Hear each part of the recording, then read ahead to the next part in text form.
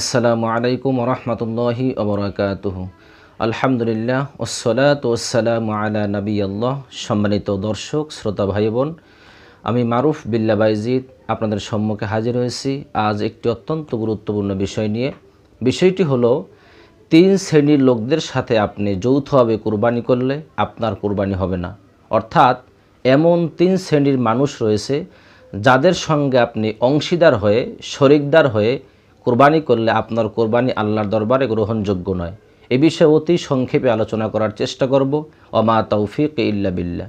প্রথমে একটি বিষয় সকলকে জানানো উচিত, বিষয়টি হলো যে সবথেকে উত্তম হলো যদি আপনি একাকী কুরবানি করতে পারেন।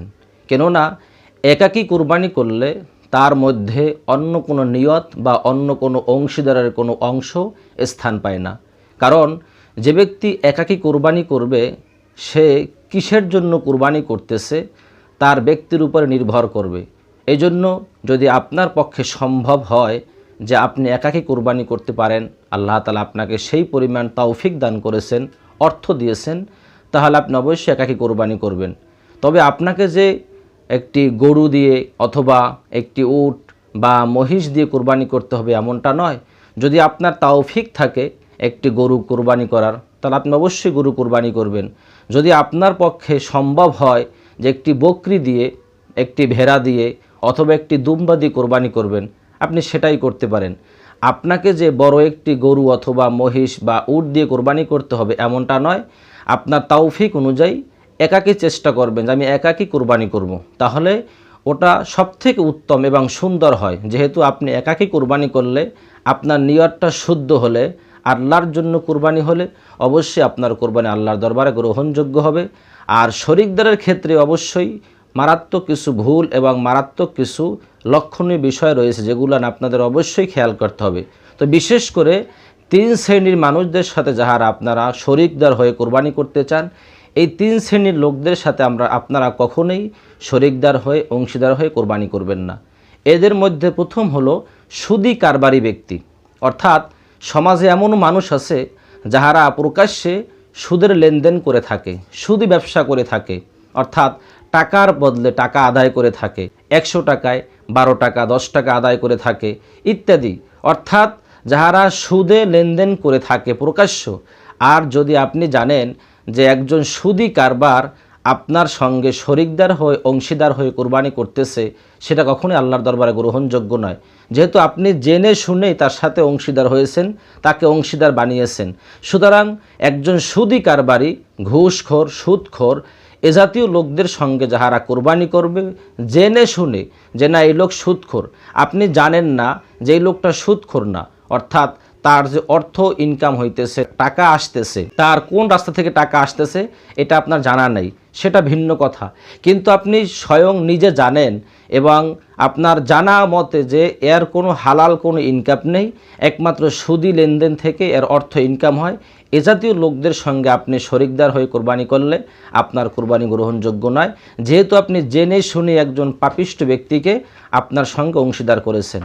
2 নাম্বার হলো অবৈধভাবে টাকা পয়সা ইনকামকারী।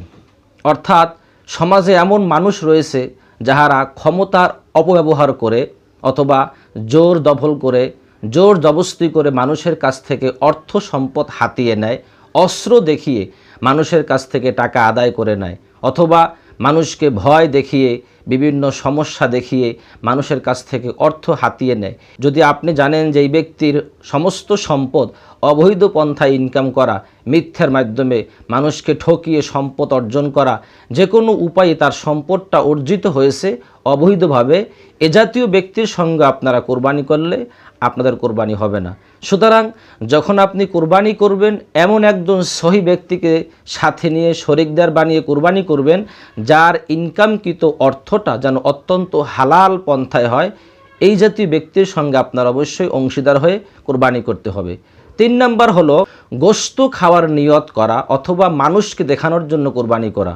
যদি আপনি জানতে পারেন যে অমুক ব্যক্তি কুরবানি করবে আপনার সঙ্গে, তার উদ্দেশ্য হলো গোশত খাওয়া অথবা সে মানুষকে দেখাবে যে আমি কুরবানি করতেছি। মূলত কুরবানি একটি ইবাদত, এটাও আল্লাহর জন্য করতে হবে। প্রতিটি ইবাদত সেটা ছোট হোক বড় হোক, সেটা ফরজ হোক, ওয়াজিব হোক, সুন্নাত হোক, নফল হোক, যে কোনো ইবাদাত একমাত্র আল্লাহর জন্য করতে হবে, মানুষকে দেখানোর জন্য মোটেই চলবে না। যদি মানুষকে দেখানোর জন্য কোনো ইবাদাত হয়ে থাকে সেটা আল্লাহর কাছে গ্রহণযোগ্য নয়। এজন্য গোশত খাওয়ার নিয়তে কেউ কুরবানি করলে, আর আপনি জেনেছেন যে অমুক ব্যক্তি শুধুমাত্র গোশত খাবে এই জন্যই কুরবানি করতেছে, তাহলে তার সঙ্গে আপনি শরিকদার হয়ে, অংশীদার হয়ে কুরবানি করলে আপনার কুরবানি হবে না। অথবা মানুষকে দেখানোর জন্য সে কুরবানি করতেছে, মানুষ কি বলবে যে আমি কোরবানি না করলে মানুষ আমাকে হয়তো সমাজে খারাপ চোখে দেখবে, ছোট দেখবে, এ জাতীয় চিন্তাধারা আপনার জানা সত্ত্বেও যদি এই জাতীয় লোকদেরকে সাথে নিয়ে আপনি কোরবানি করেন তাহলে আপনার কোরবানি হবে না। এজন্য আপনাদের অবশ্যই অংশীদারের ক্ষেত্রে, শরিকদারের ক্ষেত্রে অবশ্যই সতর্ক থাকতে হবে। এমন কোনো শরিকদার বা এমন কোনো অংশীদার সাথে নিয়ে কোরবানি করা যাবে না যাদের কারণে আপনার হালাল টাকার কোরবানিও নষ্ট হয়ে যায়। আল্লাহ তাআলা সকলকে সঠিক বুঝদান করুন এবং সকলকে আল্লাহ তাআলা হালাল পন্থা ইনকামকৃত অর্থ দ্বারা কোরবানি করার তৌফিক দান করেন। ওমা তৌফিক ইল্লা বিল্লাহ। আসসালামু আলাইকুম ওয়া রাহমাতুল্লাহি ওয়া বারাকাতুহু।